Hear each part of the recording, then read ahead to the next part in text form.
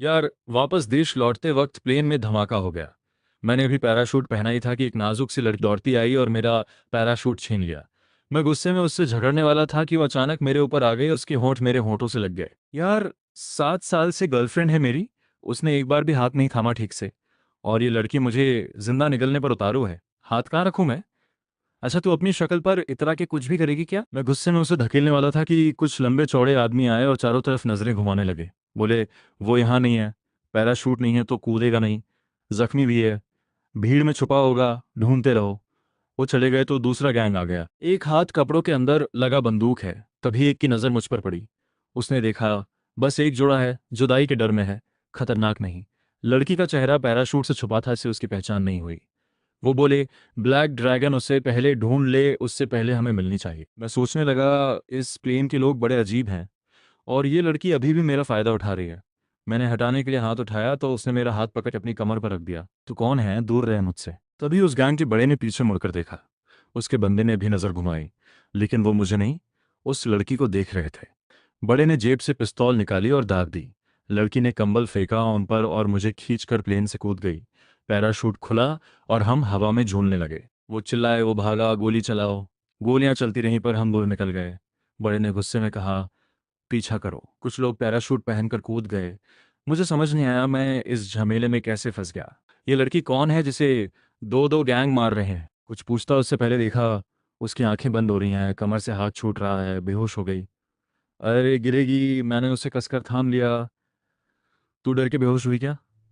अरे सुन, तो पैराशूट में छेद हो गया था गोली से, वो टूट रहा था और लड़की बेहोश थी। मन में बस एक ही बात, यार भगवान, यहाँ नहीं मरना मुझे। इतनी बेकार मौत नहीं चाहिए, ये तो बिल्कुल भी सही नहीं है। पैराशूट तेजी से नीचे जा रहा था। 25 साल में कभी इतना बदकिस्मत नहीं रहा। सोचने का वक्त ही नहीं मिला। ध्यान से दोनों समुद्र में जा गिरे।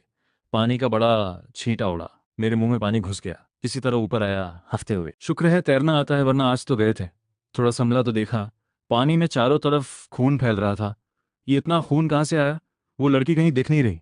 यार, उन लोगों ने कहा था उसे चोट लगी है, कहीं ये खून उसी का तो नहीं? ये लड़की साफ किसी बड़े झमेले में है। उन लोगों का पता नहीं कब आ जाए। इसमें पड़ा तो मुसीबत तय है। पर छोड़ो तो, ये डूब के मर जाएगी। दोनों बातें दिमाग में लड़ती रहीं। आखिर मैंने आंखें बंद की और पानी में कूद गया। जल्दी से उसे ढूंढा, खींच कर किनारे लाया। चारों तरफ मछुआरों के जाल दिख रहे थे। कोई मछुआरों का गांव लग रहा था। एक घर सबसे नजदीक था। मैंने उसे वहीं लिटाया। रुक यहीं, अभी आता हूँ। दरवाजा खटखटाया। कोई है? मुझे मदद चाहिए। है कोई अंदर? थोड़ी देर बाद दरवाजा खुला। एक प्यारी सी बुजुर्ग औरत। उन्होंने हैरानी से देखा। मैंने कहा, जी, प्लेन में हादसा हो गया, मेरे साथ वाली बुरी तरह जख्मी है, आपसे मदद चाहिए। वो किनारे पर पड़ी लड़की को देखकर अंदर चिल्लाई, सुनते हो, जल्दी आओ, किसी को बचाएं। मछुआरे बाहर आए, बिना कुछ बोले उसे उठाकर अंदर ले गए। बोले, साहब, लड़की को बंदूक की गोली लगी है। मैंने कहा, हाँ, प्लेन में डकैत चढ़ गए थे, सब लूट कर गोली चला दी। मछुआरे ने थप्पड़ मारा घुटने पर। अरे, जमाना खराब हो गया। मेरे पास पुरखों का नुस्खा है।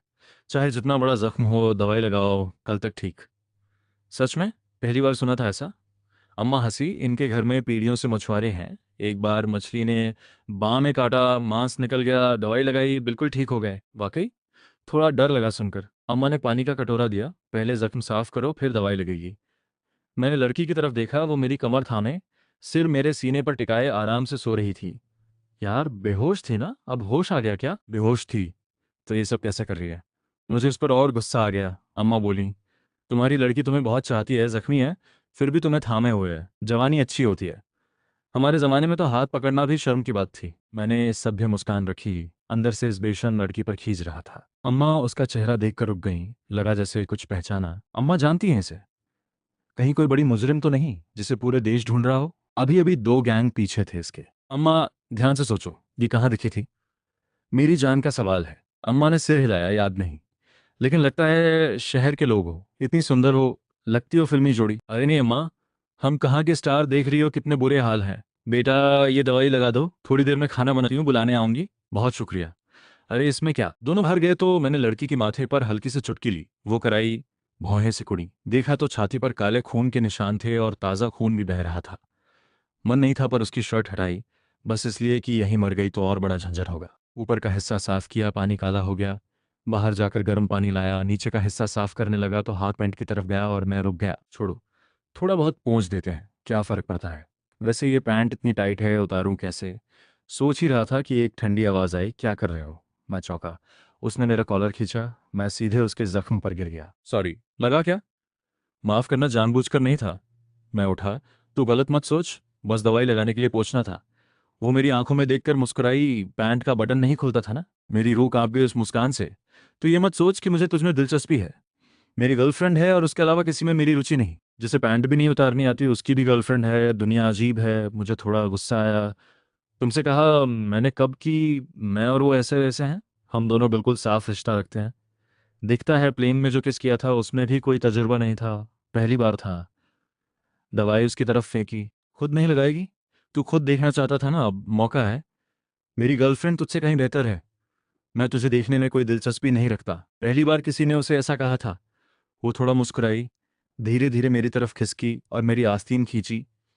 कुछ कहने वाली थी कि बिस्तर से फिसलने लगी। मैंने बचाने के लिए हाथ बढ़ाया और उसके होंठ अचानक मेरे होंठों से लग गए। मैंने उसे झटका दिया। तू क्या है, कोई बदमाश औरत है क्या? वो हंसी। तुम खुद आए थे। मैं नीचे गिरने वाली थी तभी तुम आए। यार, ऐसी बेशर्म लड़की मैंने नहीं देखी। उसकी आंखों में शरारत थी। जितना गुस्सा करो उतना मजा आता था उसे। बोली, अगर नुकसान लगता है तो बदला ले लो। मैंने होंठ बीचे। फोन दे मुझे। किस लिए? मैं उसे देखकर अंदाजा लगाने लगा, भागी हुई कैदी है या कोई मोस्ट वांटेड। तभी दस्तक हुई। बेटा खाना तैयार है, लड़की को उठा लो। मन में बोला, ये मेरी लड़की नहीं है, पर मुंह से निकला, जी आया अम्मा, तकलीफ दी आपको। लड़की ने धीरे से कहा, दवाई अभी लगी नहीं। जैसे तीसरे को सुनाने के लिए बोला हो। मैंने घूर कर देखा। जैसे कहा हो, हाथ पैर सही हैं। खुद लगा। अम्मा बोली, बेटा इतनी देर में अभी तक दवाई नहीं लगाई, जल्दी करो, जख्म बढ़ जाएगा। डेटॉल से पहले साफ करना, फिर पाउडर डालना। जाती हूँ, दवाई लगा के खाना खाने आ जाना, कहकर दरवाज़ा बंद कर दिया। लड़की को घूरा। वो संतुष्ट मुस्कान से बैठी थी। आधी बोतल डेटॉल जख्म पर डाली। हल्की जलन हुई, बस एक हल्की सी आ निकली उसकी। दवाई डाली, पट्टी बांधी। फिर दोनों साथ बाहर निकले। खाने की मेज पे मछुआरे और अम्मा बैठे थे। हमें देखते ही बोले, बेटी ठीक हो, आओ बैठो, खाना तैयार है। मछुआरे बोले, घर का साधारण खाना है, बुरा मत मानना। मैंने शुक्रिया कहा। वो बेशर्म कभी थैंक यू नहीं कहती, इसलिए मैंने ही कह दिया। बैठ गया तो लड़की खड़ी रही, चारों तरफ देखा और बोली, ये जगह कहाँ है? उसकी आवाज़ में एक अजीब रुआब था। अम्मा ने जल्दी से बताया, बेटा ये मछुआरों का गांव है, साउथ सिटी के किनारे पर। साउथ सिटी सुना था? ईस्ट सिटी से कोई 10 घंटे दूर। फ़ोन दो मुझे। फ़ोन? यहाँ फ़ोन नहीं है। कस्बे में एक है, कल इन्हें लेकर जाऊंगा। 2 घंटे में पहुंच जाओगे। यहाँ और कोई नेटवर्क नहीं, ये गांव पुराने जमाने का है। बेटी खाती क्यों नहीं आओ, गर्म है। अम्मा ने मछली का टुकड़ा उसे देना चाहा। लड़की ने रोका नहीं। अम्मा का हाथ रुक गया। मैंने बात संभाली, इनका मतलब है खुद लेंगी, आप खाइए, मैं इन्हें देता हूँ। अम्मा की प्लेट में वो टुकड़ा रखा और लड़की को मछली की पूंछ दी। बहुत नखरे हैं तो ढूंढो अपना हिस्सा। मुझे थोड़ी खुशी मिली। लड़की समझ गई, जानबूझकर सबको अच्छा हिस्सा दिया और उसे पूछ। पर उसे गुस्सा नहीं आया, बल्कि हल्की मुस्कान आई। बोली, घर पर तुम मेरी मछली के कांटे निकालते हो ना? मैं बस कांटे निकली मछली खाती हूँ। मैं दांत पीसता रहा। दो बुजुर्गों के सामने कुछ नहीं बोल सका। बस इतना कहा, बड़े हो गए हो, जिद छोड़ो, खाओ। तुम खिलाओगे नहीं? मेरी तरफ देखा। अम्मा ने, दोनों ने हाथ रोक लिए। ये सुनकर मुझे खून का घूंट पीना पड़ा। बोला, आप लोग खाइए, हम भी वैसे ही खाएंगे, कोई फर्क नहीं। अम्मा ने झेप कर बात संभाली। मैं सफाई देने वाला था कि लड़की पहले बोली, हम तो आमने सामने मुंह से खिलाते हैं एक दूसरे को। मछुआरे के मुंह से निवाला निकल गया। अम्मा घबरा गई, पीठ थपथपाई। मैंने आंख बचाकर धीरे से कहा, बस भी करो। वो मजे से बोली, तो या तो तुम खिलाओ या मैं खिलाऊं। मैंने उठाकर उसकी प्लेट उसके मुंह में ठूंस दी। कहा, घर पर तो कांटे वाली मछली खाने का शौक है ना, यहाँ भी खाओ। मैंने सारा गुस्सा उसकी थाली में भर दिया। बुजुर्गों की आंखें फटी रह गईं। इस जमाने में कोई कांटे खाता है? मैंने कहा, इनका पेट बड़ा मजबूत है, कटोरा भी पचा लें। और बड़े प्यार से एक और निवाला उसके मुंह में डाला। लड़की को गुस्सा नहीं आया, बस देखती रही। जैसे ही लगा मैं जीत गया, उसने वो खाना मेरे मुंह में डाल दिया। मैं अवाक रह गया। उसने ज़बरदस्ती निगलवाया। बुजुर्ग दोनों हैरान बैठे रहे, ये नई पीढ़ी है या क्या है। मैं कांटे के डर से अटका हुआ था, पर जब निकल गया तो कुछ नहीं हुआ। उसने कांटे पहले ही हटा दिए थे और एक तरफ रख दिए थे। मैंने हैरानी से उसे देखा। वो बोली, खुद खाओगे या मैं खिलाऊं? मैंने झट से चम्मच उठाई। खुद खाता हूँ। मैं उसकी तरफ देखे बिना खाने लगा। उसने चुपचाप मेरी थाली में मछली का अच्छा टुकड़ा डाला, कांटे निकाले, बोली, धीरे खाओ। मैं जल्दी से खत्म करके इस छोटी शैतान से दूर हो जाना चाहता था। खाना खत्म हुआ। अम्मा ने पुराना बक्सा खोला, कपड़े निकाले। बेटा नहाए धोए नहीं, ये मेरी शादी के कपड़े हैं, पहन लो। मैंने हिचकिचाते हुए कहा, अम्मा शादी की निशानी है, कैसे पहने? अम्मा ने कहा अब मैं ये पहन नहीं सकती, यादगार तो दिल में रहेगी। लड़की बोली ये कपड़े तुम पर नहीं जचेंगे। मैंने पलटकर कहा तुमसे मतलब? बोला हटो रास्ते से, नहाना है मुझे। मछुआरे बर्तन समेट रहे थे, तभी बूढ़े को याद आया, वो लड़की टीवी पर देखी थी। हाँ वही है, 1,000 करोड़ की कंपनी की मालकिन फुचिंगुआन। हाँ बिल्कुल वही है। अम्मा ने हंसते हुए कहा तुम टीवी ज्यादा देखते हो, इतनी बड़ी कंपनी वाली यहाँ कैसे आएगी? बूढ़े ने कहा प्लेन में आई थी ना, टीवी में दिखाते हैं ऐसे लोगों को। दोनों की बातें एक खिड़की से बाहर तक आईं। नहाते वक्त मैं सोचने लगा फुचिंगवान, कहीं सुना है ये नाम? शैम्पू लेने हाथ बढ़ाया, कुछ हिलता महसूस हुआ। दिल एकदम से धड़का, ऊपर देखा तो डर के मारे मुंह से निकल गया, आवाज कांप रही थी। फुचिंगवान ने सुना और दौड़ कर आई। अम्मा बाबा कुछ समझ नहीं पाए थे, वो बाथरूम का दरवाज़ा खोल कर अंदर आ गई। बाल्टी एक तरफ पड़ी थी, मैं कोने खड़ा था, कपड़े ठीक नहीं थे, थोड़ा बुरा हाल था। उसने आकर कंधे पर कपड़ा डाला, आवाज़ शांत थी पर फिक्र थी। क्या हुआ? उसने बाथरूम में नजर घुमाई, कोई नहीं था। मैं तार की तरह तना हुआ था, उसके कंधे पकड़े, उंगलियां भिंची थीं। बहुत धीमे बोला कुछ है? वो नरमी से बोली क्या दिखा? मैं एकदम सीधा खड़ा था, थोड़ा पीछे हटा, आवाज़ भारी थी। कॉकरोच? वो एक पल चौंकी, फिर हल्की हंसी आई, नरमी से बोली कॉकरोच से डरते हो? यहाँ से चलते हैं। मैं तुरंत बोला हाँ अभी। कॉकरोच उड़ा और खिड़की पर बैठ गया। मेरा चेहरा पीला पड़ गया, घबराहट में पीछे हटने लगा। उसका कंधा कस के पकड़ा। फुचिंगुआन ने हल्की आ भरी, कहे जख्म पर खिंचाव लगा। घबराओ मत, घबराने से वो और आएगा। मैं एकदम जम गया, माथे पर पसीना था। धीरे से बोला यहाँ से ले चलो। उसने बाथरूम का जायजा लिया। अम्मा बाहर से पूछने लगी। उसने दरवाज़ा आड़ में रखा, आवाज़ दी सब ठीक है। थोड़ा डर गए बस। फिर मेरा हाथ थामा और जल्दी से बाहर निकाला, कमरे में ले जाकर बिठाया। उसने मेरी हालत देखी, अब भी शरीर हल्का कांप रहा था। दिमाग में वो उड़ने वाला भरा हुआ था। मैं बैठा भी नहीं था, खड़ा भी नहीं। हाथ बिस्तर पर टिकाए थे, पीठ अकड़ी थी। जबरदस्ती शांत होने की कोशिश कर रहा था। फुचिंगहुआन देखती रही, कुछ हलचल हुई दिल में। जो डरा हुआ है पर दिखाना नहीं चाहता, ये अजीब सा अच्छा लगा उसे। बोली आज रात तुम बिस्तर पर सो। वो जाने लगी, मैंने कहा रुको। मैं दीवार पर रेंगती चीज को घूरे जा रहा था। नजर हटाना मुमकिन नहीं था। इस कमरे में मकड़ी कीड़े सब थे। तो शायद मर्द नहीं है। मैंने सिर हिलाया। कहना चाहता था बचपन में कुछ नहीं डराता था, पर उड़ने वाले कॉकरोच ने एक बार डरा दिया था। तब से सब कीड़ों से डर लगता है। तुम पहले कपड़े पहन लो। उसकी बात सुनकर खुद को देखा, बस तौलिया था बदन पर। शर्म से अब मरने की इच्छा हुई। झटपट कपड़े पहने। सो अब। उसने दिया बुझाया और मेरे पास लेट गई। मैं समझा यहाँ सोएगी और कहाँ? दो अजनबी एक कमरे में, अगर किसी को पता चला तो तेरी इज्जत। उसने बात काटी। फिक्र मत करो, मुझे तुम में कोई दिलचस्पी नहीं, वैसे भी जख्मी हूं, कुछ होगा नहीं। सोचा तो सही लगा और फिर भी सतर्क रहा। वो बोली कोई कॉकरोच आया तो मैं हटा दूंगी, तुम्हारी तरह नहीं डरती। ये बात जच गई। दिन भर की थकान थी, धीरे धीरे नींद आ गई। अगले दिन सुबह तेज हवा चल रही थी, कागज की खिड़की खड़खड़ा रही थी। हवा तेज थी या घर कमजोर, छत के कुछ कपड़े उड़ गए और गिरने लगे। एक बड़ा चमकदार प्लेन आ रहा था, जैसे जैसे करीब आया कपड़े और गिरते गए। आखिर आधी छत लगभग उड़ गई। घर का सामने हिल गया, खिड़की हिल गई। अम्मा बाबा जाल समेट रहे थे, डर के कोने में सिकुड़ गए। प्लेन रुकना चाह रहा था पर जगह कम थी, कई चक्कर लगाए और आखिर पास की रेत पर उतरा। आसपास के मछुआरे दौड़कर देखने आए, इस गांव में पहले कभी ऐसा नहीं हुआ था। मैं शोर से उठा, देखा तो फुचिंगुआन को बाहों में भींच रखा था। मैं झट से उठ बैठा। अच्छा हुआ, दोनों के कपड़े ठीक थे। फुचिंगुआन ने नाराजी से देखा। बोली रात भर इधर उधर पकड़ते रहे, नींद नहीं आई, क्या पकड़ लिया उसे? तभी याद आया, रात सपने में कुछ नरम नरम था, सोचा बिल्ली होगी। लेकिन वो तो ये थी, तो जगाया क्यों नहीं? मुझे डर था कि जगाऊं तो तुम होश में आ जाओ, फिर सिर्फ गले लगाने पर नहीं रुकते। ये औरत बोलती भी कितनी बेशर्मी से है। तभी बाहर शोर हुआ, फुचिंगुआन बोली मेरे लोग आ गए, चलो। अभी? मैंने मुंह भी नहीं धोया। वो बोली चलो मैं कहीं और ले चलती हूँ, या उस कमरे में जाएं जहाँ कॉकरोच था। कॉकरोच सुनते ही मैंने झट से मना कर दिया। मन नहीं था साथ जाने का, पर कोई चारा नहीं था। बाहर काफी लोग जमा थे। दूर एक शानदार प्राइवेट जेट खड़ा था, उस पर खास लोगो था। मैंने बचपन से बड़े बड़े प्लेन देखे थे, पर यह 10 अरब डॉलर का था, सबसे ऊपर। अंदर living room, office, entertainment, bedroom, सब कुछ था। एक औरत प्लेन से उतरी, देखने लगा रेहजादी है। वो मेरी तरफ चली। मैंने सोचा क्या ये मुझसे मिलने आई है, पर मुझे यहाँ जानता कौन है? मैं उलझन में था, अगर दिल की बात करे तो क्या कहूंगा, पहले से गर्लफ्रेंड है मेरी। मैं सोच ही रहा था कि वो मेरे पास से गुजरी और सीधे चिंगवान के पास गई। बोली मैडम माफ करें, देर हो गई।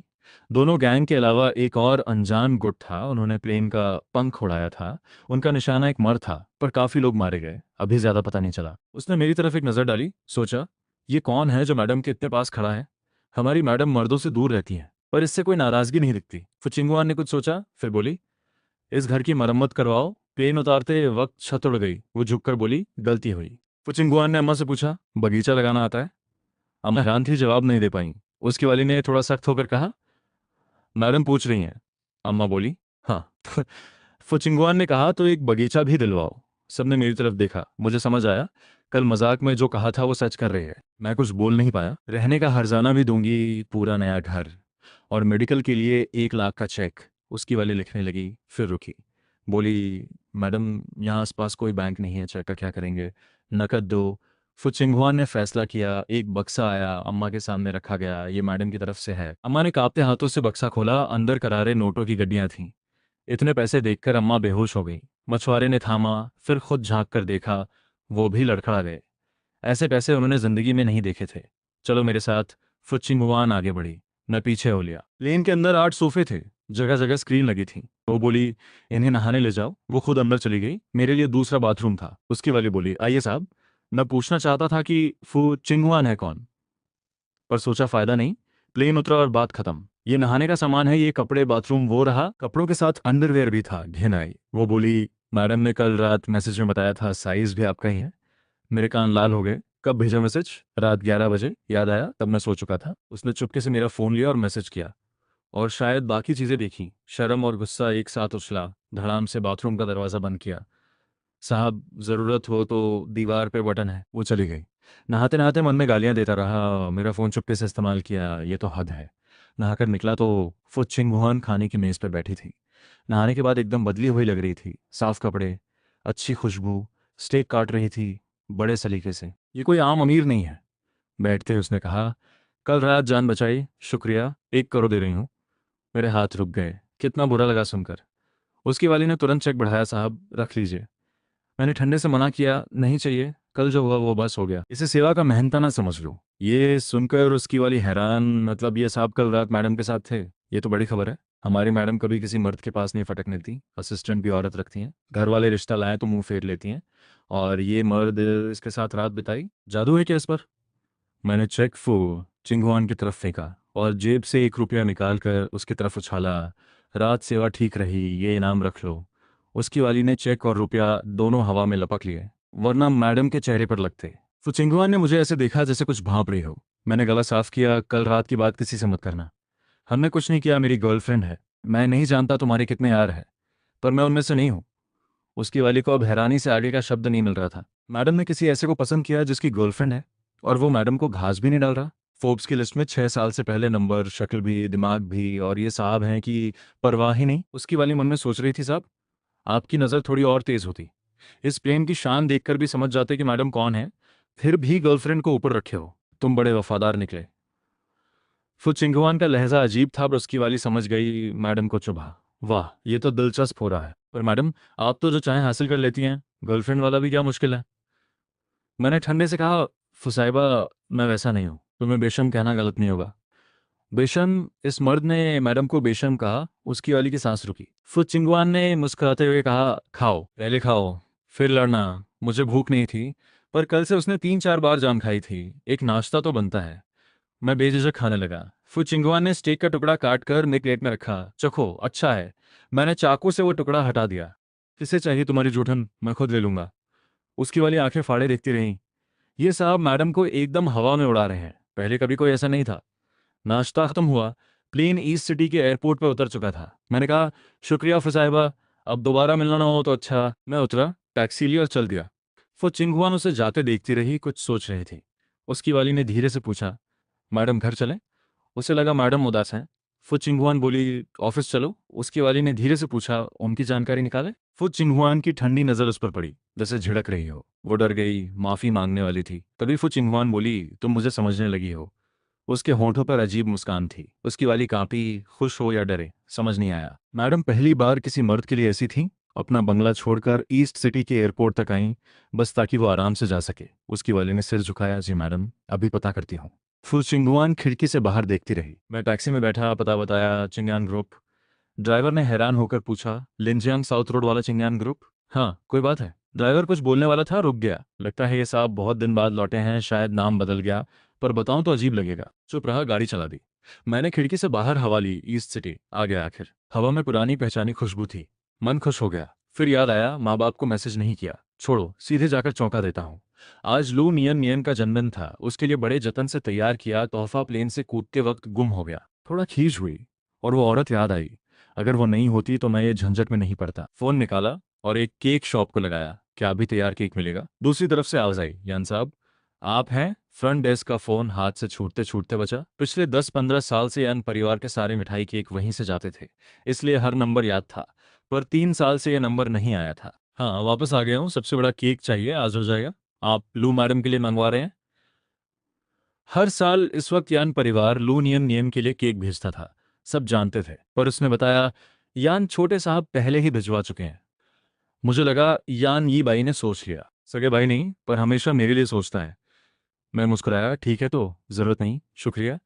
खाली हाथ जाने में क्या बुराई, आखिर एक ही परिवार है। खिड़की से बाहर देखा, जितना करीब आ रहा था इलाका उतना शानदार हो रहा था। हमारा ग्रुप ईस्ट सिटी की बड़ी कंपनियों में से एक है। सोचते सोचते टैक्सी रुकी। उतरा तो नाम देखकर चौंका, चिंशी ग्रुप। ये क्या है? इधर उधर देखा, जगह वही थी, सब कुछ वैसा ही था, पर नाम बदल गया था। दो कर्मचारी तेज कदमों से गुजरे। एक बोला, बॉस ने कहा था आज वो नहीं है, ये प्रोजेक्ट हमें ही संभालना है। दूसरा बोला, यान बॉस की वजह से 3 साल में कमाई काफी बढ़ी है। मैंने रोका, यान बॉस मतलब यान युआन डोंग है? हाँ हाँ, दोनों ने अजीब हंसी के साथ जाने दिया। समझ आया, कंपनी का नाम बदला है, अपना ही है। जो घबराहट थी वो गई। अंदर गया। फ्रंट डेस्क वाली तपाक से उठी, मुस्कुराते हुए पूछा, किससे मिलना है? मैंने कहा, मैं यान चेन हूँ, यान युआन डोंग का बेटा, इस ग्रुप का एग्जीक्यूटिव डायरेक्टर। जरा ऊपर बता दो, मैं आ गया हूँ। वो पहले सीधी खड़ी थी, अब मुस्कान गई, जगह तंजने ली। साहब शायद आप गलत जगह आए हैं। यहाँ यान सरनेम का एक ही एग्जीक्यूटिव डायरेक्टर है, यान युआन डोंग।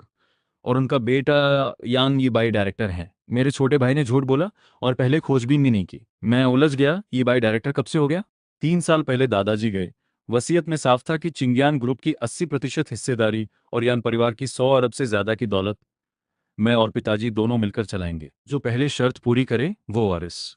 उससे पहले हम दोनों ही एग्जीक्यूटिव डायरेक्टर थे। वसीयत में ये बाई का नाम था ही नहीं। मैंने शांति से कहा, तुम गलत फहमी में हो, यान ये बाई मेरा छोटा भाई है। वो मुस्कुराई। मैं 3 साल से यहाँ हूँ, कभी नहीं सुना कि डायरेक्टर का कोई बड़ा भाई है। मैंने कहा, यान युआन डोंग मेरे पिताजी हैं, सच है? उसका मुंह एक तरफ हुआ। रहने दीजिए साहब, उनका नाम जानने वाले बहुत हैं। आज वो नहीं है इसलिए आकर उनका बेटा बन रहे हो, धोखाधड़ी अच्छी बात नहीं। मुझे रोना हंसना एक साथ आया। मैं सच बोल रहा हूँ, मैं भी माधुरी दीक्षित की बेटी हूँ। शक्ल अच्छी है तो कुछ और करो, ये रास्ता मत चुनो। लग रहा है बॉस का ऑफिस चुराने आए हो। अभी कोई बड़ा मेहमान आया है सोचा। निकला धोखेबाज। मैंने कहा, इंटरनल फोन लगाओ, मैं खुद बात करता हूँ, ये सबसे आसान तरीका है। उसने आंखें घुमाई और धमकी दी कि पुलिस बुला लेगी। मैंने पूछा, आज कोई खास बात है? वो बोली, आज हमारी भावी मालकिन लू डायरेक्टर का जन्मदिन है। सब बड़े ऊपर गार्डन में है, तुम यहाँ बेकार खड़े हो। मेरी बात बेकार थी, मैं चला गया। टैक्सी ली। मन में गुस्सा भी था, हंसी भी। फिर माँ बाप को फोन किया, कोई नहीं उठाया। छोटे भाई को किया, नहीं। नियन नियन को, नहीं। चारों में से कोई नहीं। ड्राइवर से पूछा, भाई चिंग्यान ग्रुप चिंशी कब से हो गया? उसने कहा, मैं 2 साल से हूँ, हमेशा चिंशी ही देखा। मैंने छोड़ दिया। ईस्ट सिटी फर्स्ट होटल पहुंचा। सबसे ऊपरी मंजिल पर गार्डन में जाने की कोशिश की। इनविटेशन नहीं था, 2 गार्ड अड़ गए। कुछ भी समझाओ, टस से मस नहीं। जाओ जाओ, हटो यहाँ से। मैंने कहा, मैं यान युआन डोंग का बेटा हूँ। वो बोले, और हाथ मत लगवाओ। तभी एक जानी पहचानी आवाज, अरे यान चेन। एक चेहरा सामने आया। मैंने देखा, शहाव भाई। 3 साल में और भी अच्छे लगने लगे। गार्ड झट से झुके, 10th मास्टर, नमस्ते। उसने उन्हें नजरअंदाज किया और मुझसे बोला, कब आए? मेरी पागल बहन ने बताया नहीं। कुछ दिन पहले घर वालों ने उसकी शादी की बात चलाई तो तेरा नाम लेकर बच गया।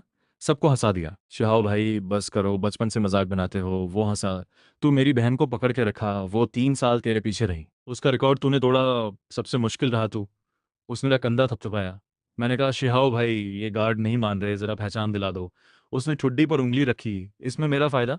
मैंने कहा, एक एहसान रहेगा, जब भी कहो चुका दूंगा। ठीक है। उसने गार्डों को इशारा किया, जाने दो। गार्डों ने रास्ता दिया। शुक्रिया कहा तो शहाओ बोला, पर यानचेन आज का वक्त सही नहीं है। मुझे समझ नहीं आया। उसने कहा, बड़ा तमाशा होने वाला है, पर मैं खुद देखना चाहता था, इसीलिए आया। इतने में रोशनी कम हुई। एक स्पॉटलाइट स्टेज पर यान युआन डोंग खड़े थे मुस्कुराते हुए। बोले, आज एक खुशखबरी देनी है, मेरे बेटे की शादी के बारे में। सब शांत हो गए। मुझे अजीब लगा, तो क्या पापा मेरी और नियन नियन की बात कर रहे हैं, पहले बताया क्यों नहीं? तभी सुना, यान परिवार की बहू लू नियन नियन स्टेज पर आए। तालियां बजीं। 3 साल में नियन नियन थोड़ी दुबली हो गई थी, चेहरे पर वही नरम मुस्कान। दूर से देखा बहुत अच्छी लगी। फिर सुना, मेरा बेटा यान यी बाई भी आए। और यी बाई स्टेज पर आया। 3 साल में और बड़ा दिख रहा था। पर जो मैंने देखा, नियन नियन का हाथ ही बाई के हाथ में था। दोनों एक दूसरे को देख रहे थे जैसे गहरे में हो। ये झटका इतना तेज था, पैर लड़खड़ाए। मेरी गर्लफ्रेंड और मेरा छोटा भाई एक साथ। शिहाओ ने संभाला, आगे और है। यान युआन डोंग की आवाज गूंजी। आज मैं ऐलान करता हूँ, यान परिवार और लू परिवार का मिलन हुआ। मेरा बेटा यान ई बाई और लू परिवार की वारिस लू नियन नियन की शादी अगले महीने की 28 तारीख को होगी। आज चिंयान ग्रुप और लू ग्रुप के मिलन की तीसरी सालगिरह है।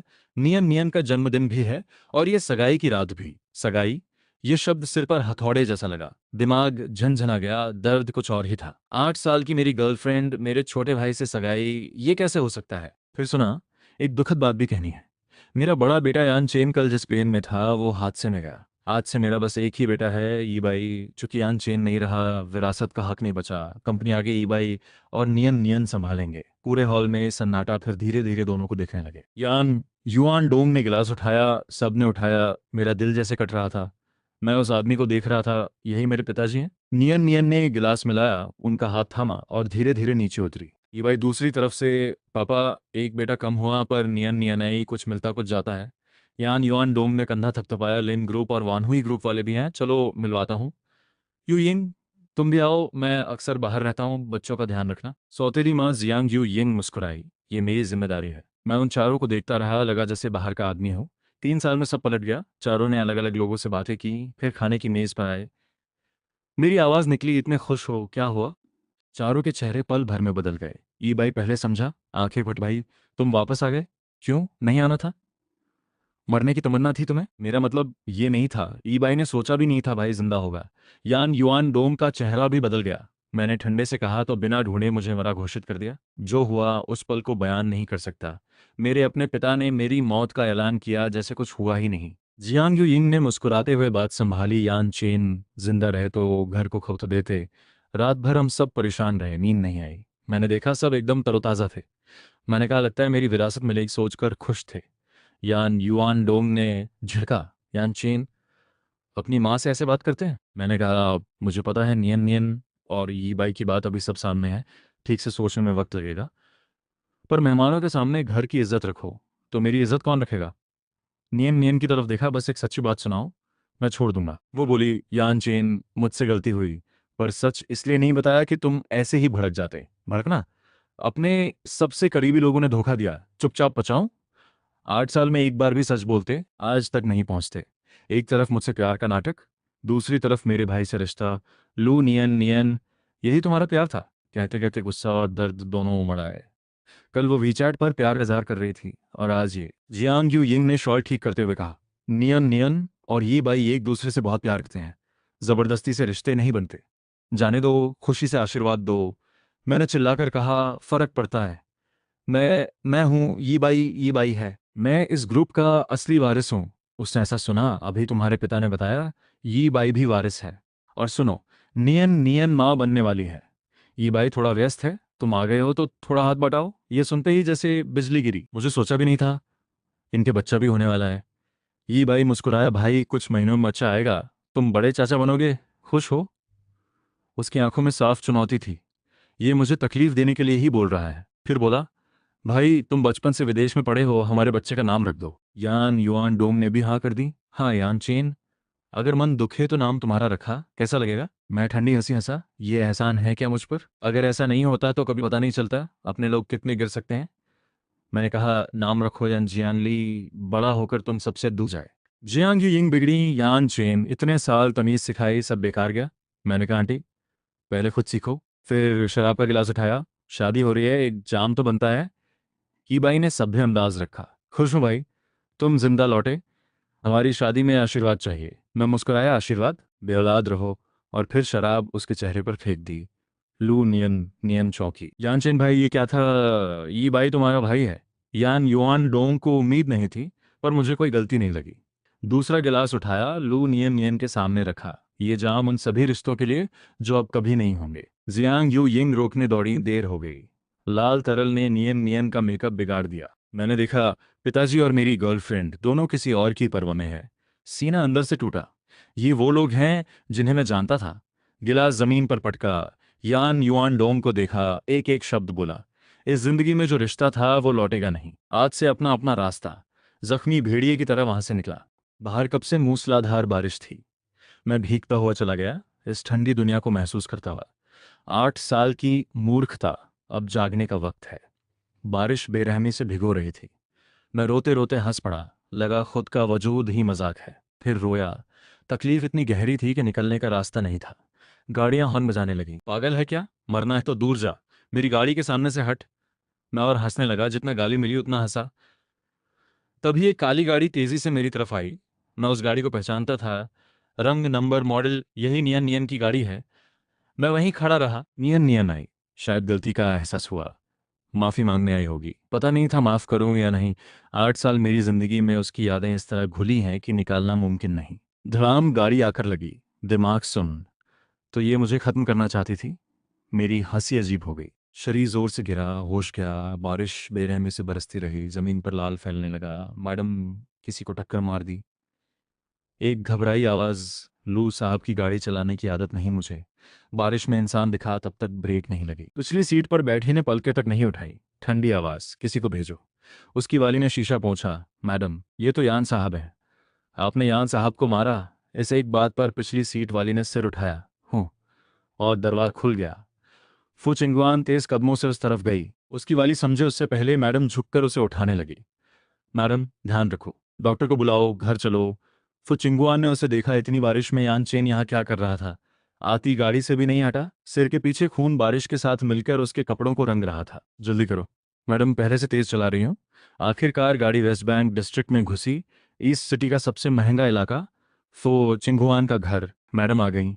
उनके कदमों के साथ डॉक्टर, नर्स भी चले। हॉल में आए। हमेशा सफाई का ख्याल रखने वाली मैडम ने एक भीगे हुए मर्द को बिस्तर पर रखा। नौकर एक दूसरे को देखते रहे। मैडम जख्म साफ करने लेंगी, सब बाहर जाओ। सब गए। एक नौकर पानी का टब लाया। कमरा खाली होते ही उसने खुद मेरी भीगी शर्ट उतारी।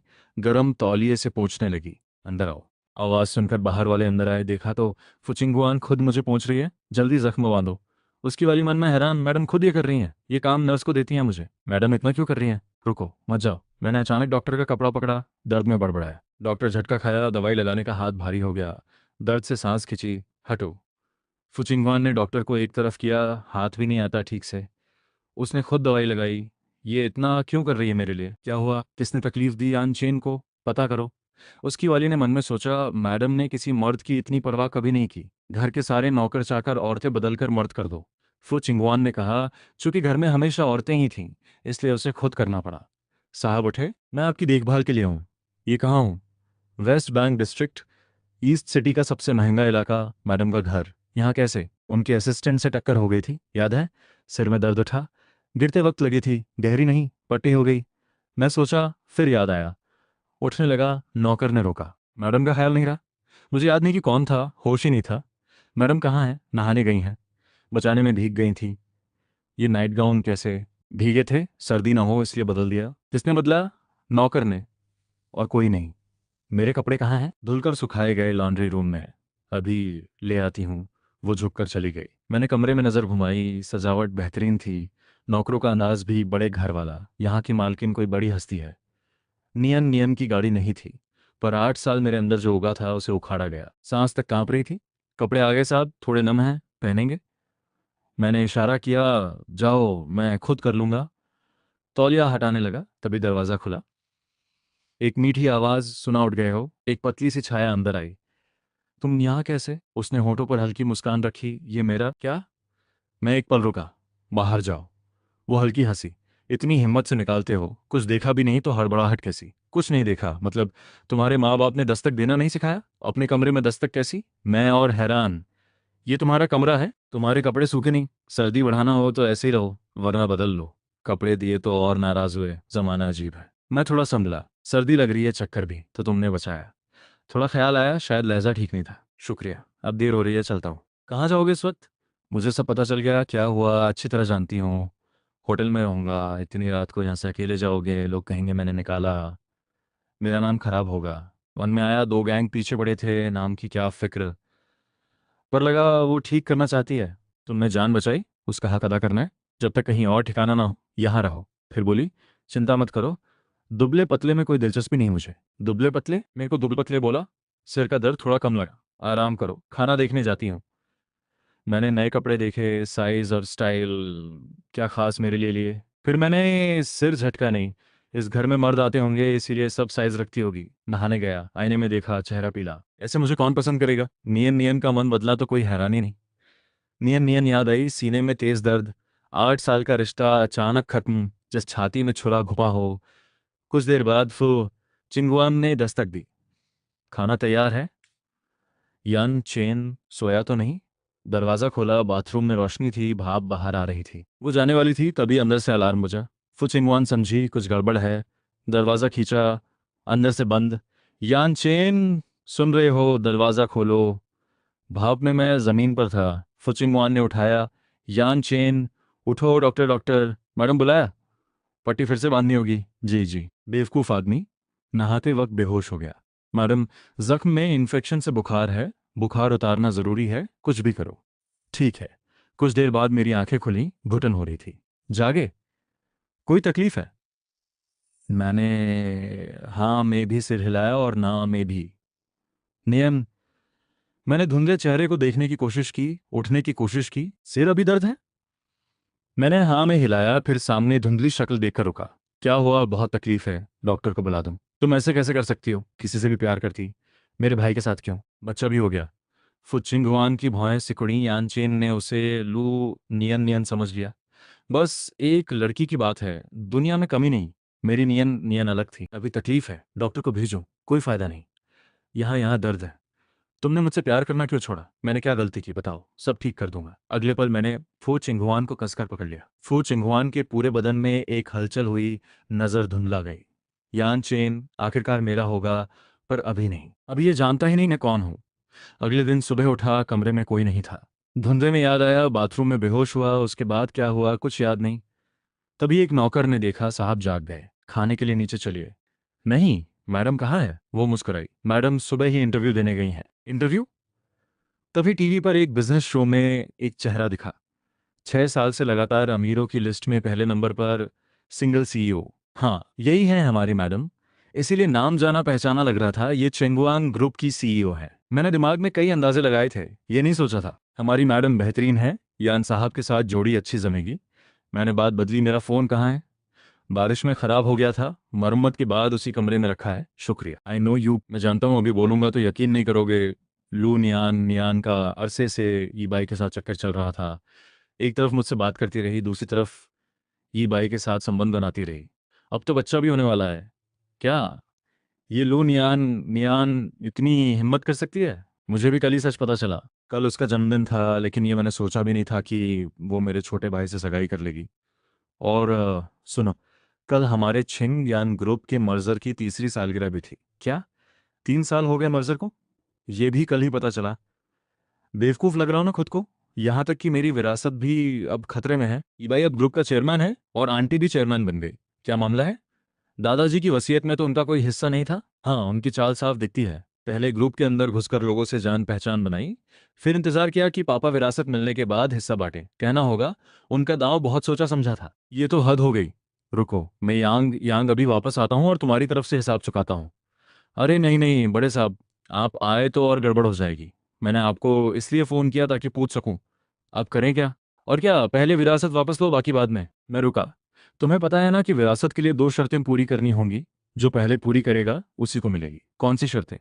पहली, दोनों में से कोई एक छिंग यान ग्रुप के नए QV13 परफ्यूम की खुशबू को पहचाने। QV13 क्या है? वो परफ्यूम जो दादाजी ने जाने से पहले आखिरी बार बनाया था। अभी तक बनाया नहीं। 3 साल पहले पापा ने मुझे परफ्यूम सीखने के लिए विदेश भेजा था। पापा जैसा चालाक इंसान भला विरासत तुम्हें देने देगा? उन्होंने कहा था, चाहे कोई भी विरासत पाए, बाप बेटे का रिश्ता निभाते हुए आपस में बांटना होगा। मैंने धीरे से हाँ कहा। पहले मैं भी यही सोचता था, लेकिन 3 साल बाद जब लौटा तो घर का नक्शा ही बदल चुका था। QV13 बना पाए तुम? नहीं, ये परफ्यूम बहुत पेचीदा है। मैं बचपन से खुशबुएं पहचानता आया हूँ, फिर भी इसके सामने हार मानता हूँ। बस एक दो तत्व ही पकड़ पाता हूँ। बनाने का तरीका भी बड़ा नाजुक है, थोड़ी सी चूक और खुशबू बिगड़ जाती है। अब क्या होगा? पहली शर्त ही इतनी मुश्किल है? 3 साल में भी नहीं बना पाए, कहीं ऐसा ना हो कि जिंदगी भर न बना पाओ। दूसरी शर्त क्या थी? विरासत पाने वाले की जिंदगी खुशहाल होनी चाहिए, घर परिवार बसा हो। क्या इतनी मुश्किल? दादाजी ने सीधे बोल दिया होता कि विरासत देनी ही नहीं। यांग यांग को लगा दादाजी बस परेशान कर रहे थे। लेकिन दादाजी तुम्हें इतना प्यार करते थे, इतनी कड़ी शर्तें क्यों? असल में वो चाहते थे कि मैं पढ़ लिख कर कुछ बनूं और खुशहाल रहूं। विरासत को उन्होंने एक प्रेरणा की तरह रखा। म्यू यांग यांग ने सिर मिलाया। हाँ, इसमें भी बात है। मुझे चिंता होने लगी। पापा की दूसरी शर्त तो पहले से पूरी है, उनके घर परिवार है। बस पहली शर्त बाकी है। अगर उन्होंने QV13 मुझसे पहले बना लिया तो छिंग यान ग्रुप और 100 अरब से ज़्यादा की दौलत सब उनकी हो जाएगी। अगर आंटी और ये बाई के हाथ लगी तो दादाजी की आत्मा को चैन नहीं मिलेगा। तो क्या सोच रहे हो? मैं इन 3 सालों में ग्रुप पापा ही चलाते रहे। कोई नहीं जानता कि मैं और पापा दोनों ग्रुप के एक्टिंग प्रेसिडेंट हैं। मुझे डर है कि सब उन्हें ही असली बॉस मान बैठे होंगे। आंटी ने शायद ग्रुप के अंदर अपने लोग भी बिठा दिए होंगे ताकि मैं वापस आऊं तो कुर्सी पर बैठने से पहले ही हटा दिया जाऊं। विरासत तो बेशक वापस लेनी होगी। जैसा तुमने कहा, छिंग यान ग्रुप दादाजी की जिंदगी भर की मेहनत है। किसी गैर के हाथ जाए तो दादाजी को चैन नहीं। बिल्कुल सही। जो मेरा है वो यूं ही कैसे छोड़ दूं? पहले सोचता था पापा को सब दे दूंगा, लेकिन अब सब बदल गया। वो पहले जैसे पापा नहीं रहे, या शायद वो कभी अच्छे इंसान थे ही, बस मुझे दिखा नहीं। इतने अरसे बाद घर लौटा हूँ, किसी को कमज़ोर नहीं दिखूंगा। यान साहब जा रहे हैं क्या? मैन साहब ने कहा है जब तक ठीक ना हो कहीं नहीं जाना। बस थोड़ी हवा लेने जा रहा हूँ। वैसे भी वो मेरी आज़ादी पर हुक्म चला सकती हैं क्या? अगर आप चले गए तो मैन साहब को क्या जवाब देंगे हम? पहले उन्हें फ़ोन करके बताता हूँ, वरना वो हमें डांटेंगी। आप उनकी बात इस तरह करते हैं जैसे वो बहुत खतरनाक हो। क्या सच में इतनी डरावनी है? नौकर ने हिचकिचाते हुए धीरे से सिर हिलाया। हेलो, कौन है? मैन साहब, मैं हूँ झेन झेन। तुम कैसे? लगता है मेरी छाप अच्छी पड़ी। देश लौट आई और बताया भी नहीं, एयरपोर्ट पे लेने भी नहीं आऊँ। बस एक काम करो, मुझसे दूर रहो जितना हो सके। जरूर हाओ भाई ने मेरे लौटने की खबर दे दी होगी, वरना इतनी जल्दी कहाँ पता चलता। फोन काटते ही एक स्पोर्ट्स कार सामने आकर रुकी। आज चेंग भाई, बहुत दिन बाद। आज चेंग, तुम थके हुए लग रहे हो। कुछ बुरा हुआ क्या? तुम्हें क्या मतलब? मैं दूसरी राह पर चल दिया, उसे नजरअंदाज किया। उसे कैसे पता चला मैं यहाँ हूँ? शायद उसी फोन से पता चला। डिंग वही। इस लड़की ने स्कूल के दिनों से मुझे चिपकू की तरह चिपटा रखा है। कितनी भी कोशिश की, पीछा नहीं छूटा। 3 साल की चैन के बाद वापसी पर फिर वही सिरदर्द। ये लड़की एक तरफ मेरे पीछे पड़ी है, दूसरी तरफ दूसरे मर्दों को भी नहीं नकारती। ऐसी लड़की पर भरोसा कहाँ? चेंग भाई, कहाँ जा रहे हो? साथ चलो। काश ये मेरा होता। भाई तुम कहाँ जा रहे हो? मैं छोड़ दूँ? मैंने उसे गौर से देखा। वही पुराने इरादे, वही बेलगाम जबान, वही अजीब सा अंदाज। शीज़ियाओ जी, इतने साल हो गए, कोई और मिला नहीं क्या? या तुम्हारा जादू कम हो गया और कोई आता नहीं इसलिए मेरे पास आ गई? मैं कभी अकेली नहीं रही, बाकी मर्दों से उब गई, बस तुम ही मुझे बेचैन रखते हो। आचिंग, अब भी मन में लू नियान नियान है क्या? सुना है उसने धोखा दिया, वो भी तुम्हारे छोटे भाई के साथ। इससे तुम्हें क्या? मुझे बहुत मतलब है, तुम्हारी बात मेरी बात है।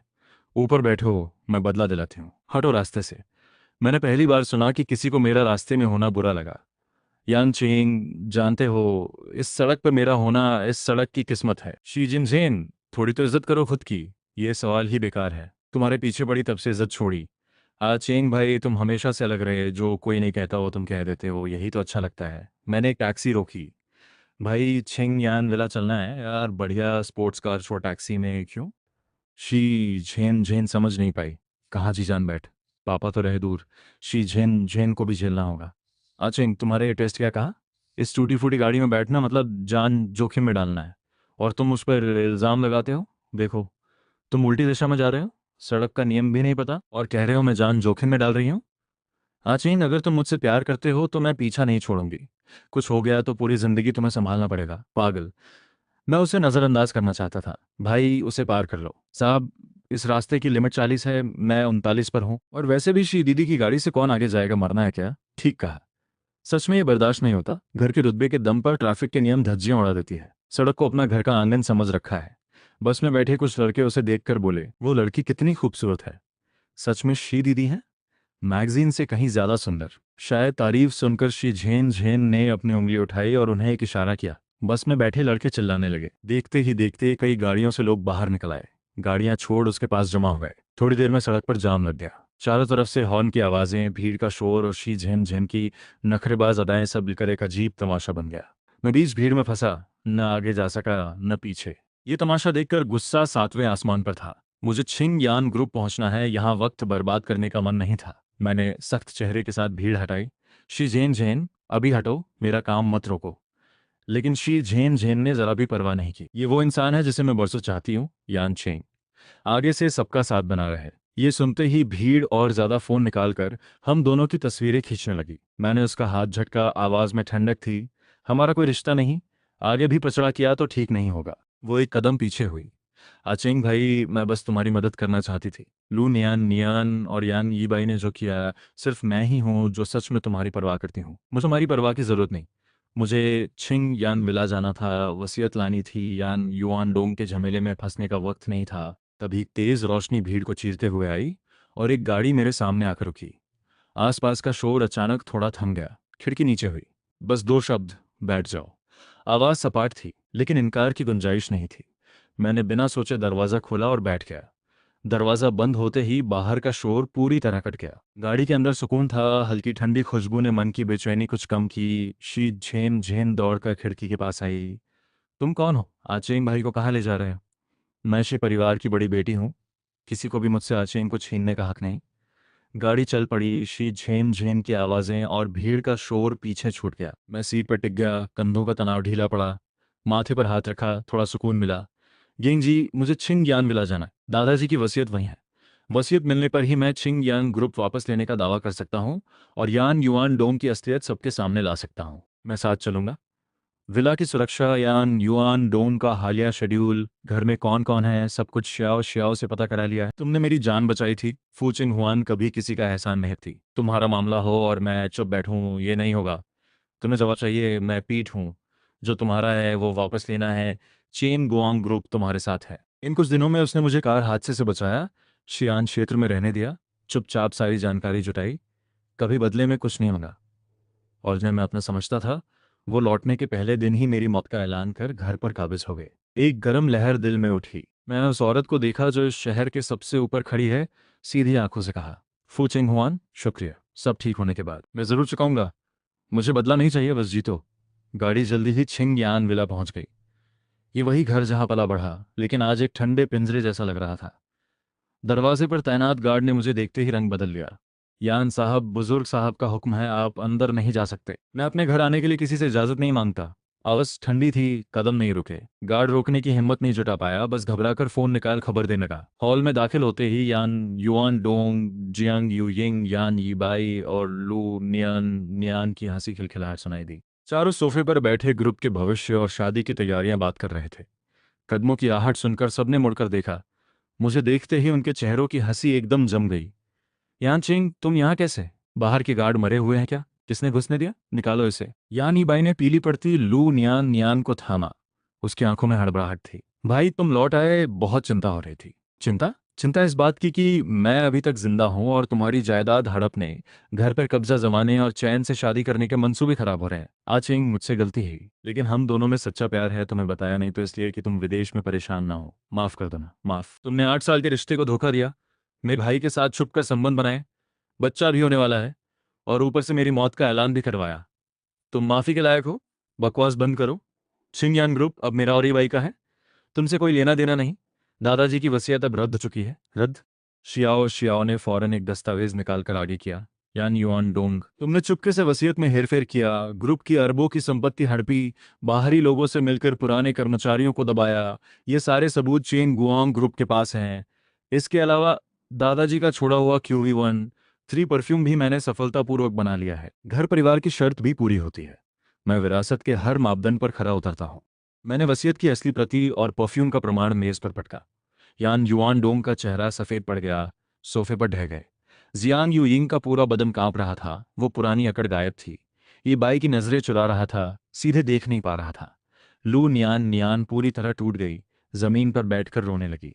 तभी बाहर से सायरन की आवाज आई। फू चिंग हुआन ने शांत आवाज में कहा, पद का दुरुपयोग, व्यावसायिक धोखाधड़ी और जाली दस्तावेज, पुलिस आ चुकी है।